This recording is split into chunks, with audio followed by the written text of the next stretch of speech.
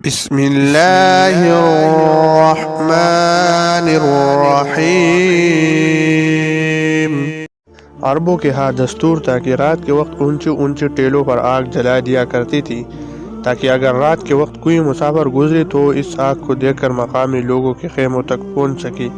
اور جب کوئی بھوکا بھٹکا مسافر رات کے وقت ان کے ہاں پہنچ جاتا تھا تو اس کے خاطر مدارات میں کوئی کمی نہ رہنے دیتے۔ سید محمود بغدادی نے 2 شعر اس سلسلے میں نقل کی ہے جن کا ترجمہ یہ ہے۔ ایک آقا اپنے غلام سے کہتا ہے، اے واقد، اونچی ٹیلی پر آگ جلا دے، رات نہایت سرد ہے، ٹھنڈی ہوائیں چل رہی ہے، ممکن ہے کہ کوئی بھٹکا ہوا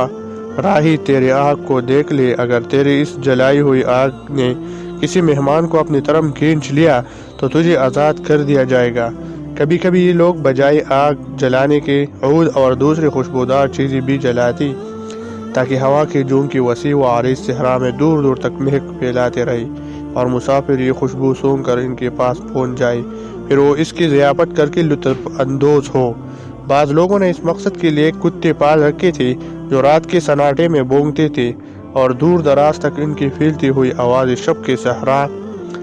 نواردوں کو میزبانوں کے خیموں تک پہنچا دیتی تھی۔ اس طرح وہ ان کی مہمانی کر کے اپنی روح کو سکون بخشتے تھے۔ ایک موقع پر ایک شاعر نے اپنے بیٹے کو اپنے کتے کے بارے میں وصیت کی، میرے بیٹے، میں تجھے اپنے کتے کے بارے میں وصیت کرتا ہوں کہ اس سے اچھا سلوک کرنا۔ اس میں بعض خوبیاں ایسے ہیں جو مجھے پسند ہیں۔ ان میں سے ایک خوبی یہ ہے کہ جب فضا رات کی سیاہ چادر اوڑھ لیتی ہے تو یہ میرے مہمانوں کو رات کی تاریکی ہی میں میرے پاس کھینچ لاتا ہے، کیونکہ اس وقت آگ جلانے والی سو جایا کرتی ہے۔